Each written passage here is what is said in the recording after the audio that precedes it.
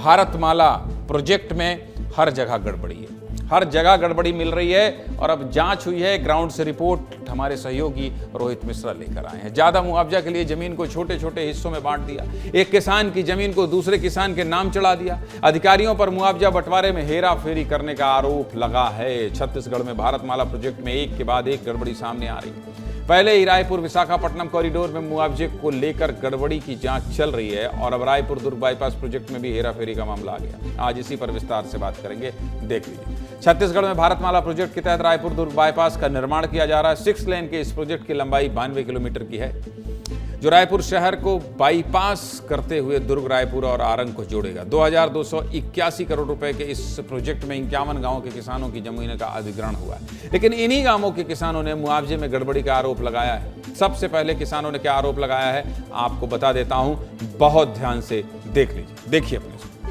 अधिकारियों पर जमीन के खसरा नंबर में अदला बदली करने का आरोप लगा है। जमीन अधिग्रहण के दौरान कमीशन लेकर एक किसान की जमीन दूसरे किसान के नाम पर चढ़ा दी गई। इसके अलावा हेक्टेयर को स्क्वायर फीट में बदलकर ज्यादा मुआवजा दिलवाया गया, क्योंकि हेक्टेयर की जमीन को स्क्वायर फीट में बदलने पर ज्यादा मुआवजा यानी ज्यादा पैसा मिलता है। वहीं कई ऐसे किसान हैं जिनकी जमीन का गलत आकलन किया गया और जमीन का पैसा किसी और को दे दिया गया। इसके साथ ही कई किसानों की जमीन पर रोड का काम तो शुरू हो गया, लेकिन मुआवजा आज तक नहीं दिया गया। किसान कितने परेशान हैं, इससे जुड़ी हमारे सहयोगी रोहित मिश्रा की रिपोर्ट देखिए, फिर आगे बात करेंगे।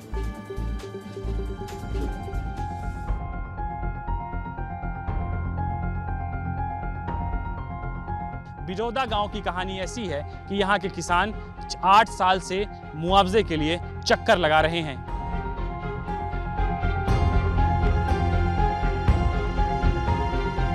से लेकर 2024 तक कम से कम 6 से 8 बार दे चुका हूँ आवेदन, लेकिन वो लोग ना तो सुनवाई कर रहे हैं ना कुछ कर रहे हैं। दूसरे जमीन का प्रकाशन कर दिया गया है और मुआवजा की राशि भी दूसरे को दे दिया गया है। 4-5 गाड़ी ला के धमकाना चमकाना कि आप पहले जमीन को छोड़ दो, उसके बाद हम राशि देंगे। हमको धमकी भी दे रहे हैं कि अगर आप रोड बनने नहीं दोगे तो आपको जेल में डाल देंगे ले जाके करके।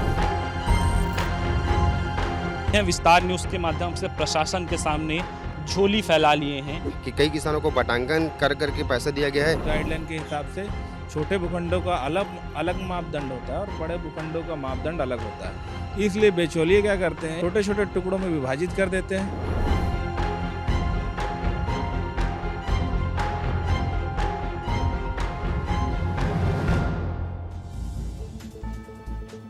सही मुआवजा नहीं मिलने से किसान बहुत परेशान हैं और गुस्से में भी हैं। किसान जमीन मुआवजे के भुगतान को लेकर एसडीएम और तहसीलदार के पास कई बार आवेदन दे चुके हैं, लेकिन अब तक कोई कार्रवाई नहीं की गई है। इस पूरे मामले पर क्या कह रहे हैं राजस्व मंत्री टंकराम वर्मा और अपर कलेक्टर कीर्तिमान राठौर, ये भी सुनिए।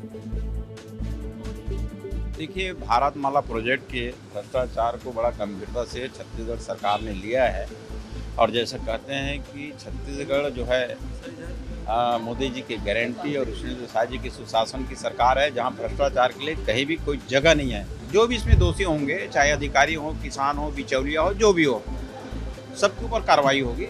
कोई भी अधिग्रहण का जब आदेश निकल जाता है या अधिग्रहण का पत्रक निकल जाता है तो राष्ट्रीय राजमार्ग या जो उसको अधिकृत एजेंसी होती है, जो आवेदक एजेंसी, उसके बाद उसको अधिकार हो जाता है कि वो उसमें कर रहा है। हो सकता है किसानों का मुआवजा कम या होने के कारण उन लोगों ने मुआवजा ना लिया हो, अदरवाइज ऐसा नहीं है कि बिना मुआवजा दिए किसी प्रकार का सड़क निर्माण हो। निश्चित तौर से उनका मुआवजा पत्रक बन गया होगा, वो संतुष्ट होंगे। इसके बारे में और विस्तृत जाँच एसडीएम से करा करके फिर मैं ज़्यादा डिटेल में बता पाऊँगा। इसके पहले रायपुर विशाखापट्टनम भारतमाला प्रोजेक्ट के मुआवजे में गड़बड़ी की खबर आपको दिखाई थी, जिसके बाद सरकार ने एक्शन लेते हुए जांच कराने का फैसला किया और 4 लोगों को गिरफ्तारी भी हुई। ऐसे में एक और मामले का सामने आना वाकई में बहुत परेशान करने वाली बात है। इस मामले की गंभीरता से जांच होनी चाहिए। आपको सब कुछ बता दिया, लेकिन एक चीज़ और बता दे रहा हूँ। जब इस तरह से बाईपास निकलने वाला होता है तो अधिकारी भी कम नहीं होते हैं। अधिकारी सेटिंग करके अपने करीबियों को बता देते हैं फ़ोन करके कि सुनो, यहाँ ज़मीन खरीद लो, यहाँ ज़मीन खरीदने से 3 गुना ज़्यादा पैसा मिलेगा। ये सब अधिकारी और कारोबारी और बड़े बड़े धन्ना सेठों के सेटिंग का नतीजा है।